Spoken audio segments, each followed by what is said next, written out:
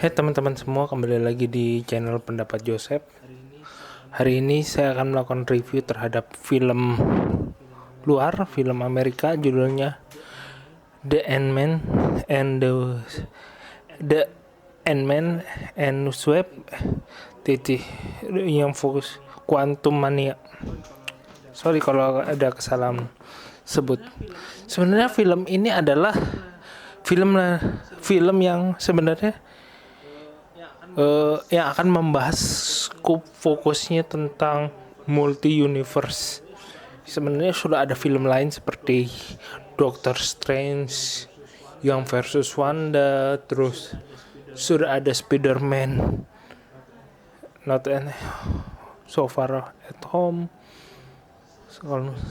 Spider-Man, terus udah ada Doctor Strange sudah disebut, Endgame, ada filmnya Loki. Jadi sudah banyak film yang membahas multi universe di Marvel Cinema Universe. Nah, kenapa ini film yang spesial? Saya bicara langsung keunggulan film ini.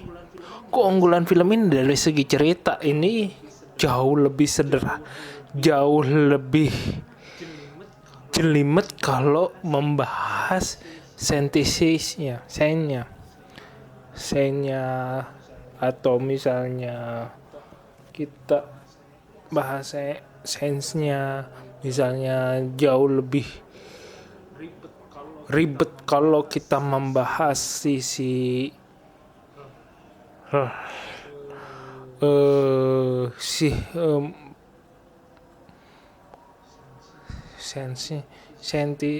saintisnya, terus lebih ribet akan membahas cerita yang sebenarnya bagian-bagian yang belum selesai, misalnya membahas bagaimana hubungannya kenapa anaknya Scotland bisa ikutan belajar, terinspirasi ilmu sainsnya, belajar saintisnya itu jadi sedikit lebih harus lebih dieksplor di film ini, karena ya film ini kan kalau waktu ditonton setelah jentikan jantung Thanos di fase panjang itu, anaknya Scott Lang tuh udah cukup dewasa terus ternyata dia memiliki ketertarikan dengan sisi ilmiah dan lain sebagainya. Nah, film ini memang langsung loncat, jadi terkesan banyak hal-hal yang cukup terlupakan. Maksudnya tuh bukan terlupakan, sedikit banyak waktu yang belum tidak dimasuk, waktu atau keterangan yang tidak dimasukkan. Nah, itu yang jadi cukup kekurangan dari film ini. Walaupun begitu, saya suka sisi ilmiah dan kemungkinan multi universe yang cukup kawin sekali dengan sisi sastra dan seninya di film ini. Sastranya misalnya bagaimana menyatukannya dalam dialog yang santai, terus bagaimana penggambaran nih, misalnya dunia kuantum digambarkan seperti apa, itu cukup sejalan dengan dengan gayanya Ant-Man di film-film sebelumnya. Bahkan itu juga cukup sama dengan gaya film Marvel Cinema Universe. Misalnya kayak langit kayak lembayung, cukup lembayung,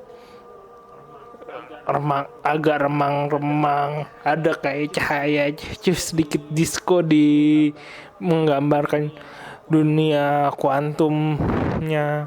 Itu cukup kuat, meskipun kalau dikatakan atau dibandingkan dengan film universe yang film yang membahas universe terkesan lebih lemah bahkan dibandingin filmnya Loki. Kenapa saya katakan kalau di filmnya Loki, bukan di filmnya Loki, sorry saya ralat.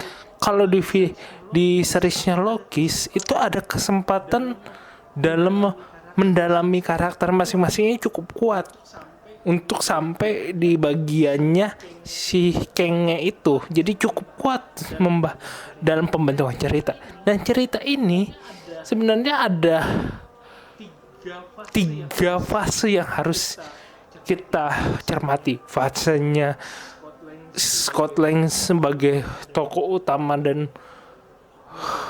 mencoba memahami kehidupan yang baru, coba menikmati kehidupan yang baru, itu bagian core ceritanya, cerita utama. Bagian keduanya adalah bagaimana Janetnya memiliki cerita masa lalu yang tidak diceritakan sama si Hank Pym dan anaknya. Dan bagian ketiga bagaimana si anaknya Scotland yang juga sedikit memiliki catatan kriminal, dan skup waktu itu yang kita dihadirkan bagaimana tokoh si anaknya itu juga cukup memiliki gairah dalam sisi saintis yang terutama kuantum. Ya itu sih cukup punya porsinya itu, tapi yang sangat disayangkan yang semuanya selain Scotland dipakainya dalam skup kecil.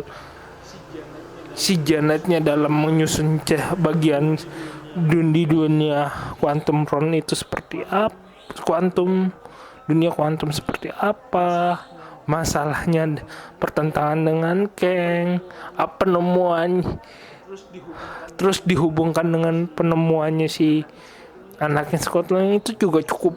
Ya sebenarnya lebih banyak yang bisa diekspor, tetapi ya 124 menit kalau dari situs resminya ya memang 2 jam ya dipepet ya seperti itu harusnya.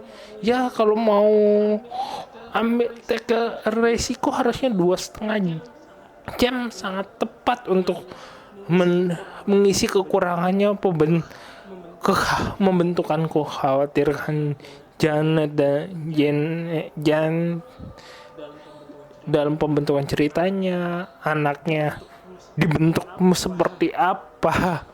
Itu sebenarnya dapat kesempatannya di seperti itu, walaupun saya cermati untuk ukuran 2 jam sebenarnya sih sudah sempurna film ini. Sempurna dialog kawin, CGI kawin, interest dari karakternya, meskipun Louis sudah tidak ada lagi kelucuannya digantikan Scotland, ya cukup sempurna sih. Dan saya merekomendasikannya film ini lebih cocok untuk ditonton sebagai keluarga, dan ini menurutku adalah film Marvel yang cukup aman ditonton oleh keluarga karena sisi dialognya cukup berasi, cukup lumayan, cukup bisa menampilkan hubungan antara keluarga. Dan siapa yang menonton ini sebagai alternatif film horor yang menurut kalian kurang sesuai selera, film ini cocok untuk ditonton untuk menghibur akhir pekan minggu ini. Jadi jika suka silakan subscribe video ini, like video ini, subscribe channel, subscribe video ini, subscribe channel saya. Jika ada kekurangan dan saran tulis di kolom komentar, dan jika mau berinvestasi sekecil apapun silakan klik link Saweria di deskripsi. Terima kasih.